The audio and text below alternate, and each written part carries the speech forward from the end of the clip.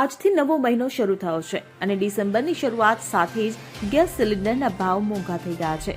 Indian oil તરફથી મળેલી માહિતી અનુસાર 19 કિલોના એલપીજી સિલિન્ડરની કિંમતમાં 16.50 રૂપિયાનો વધારો થયો છે. મહત્વનું છે કે સરકારી ઓઇલ કંપનીઓ દર મહિનાની પહેલી તારીખે એલપીજી સિલિન્ડરના ભાવની સમીક્ષા કરે છે અને આ અંતર્ગત ઇન્ડિયન ઓઇલ કોર્પોરેશને ગેસના ભાવમાં વધારો કર્યો છે. આ વધારો 19 કિલોના એલપીજી સિલિન્ડર માટે કરવામાં આવ્યો છે અને સામાન્ય એલપીજી એટલે કે 14.2 કિલોના ગેસ સિલિન્ડરના દરમાં કોઈ ફેરફાર કરવામાં નથી આવ્યો.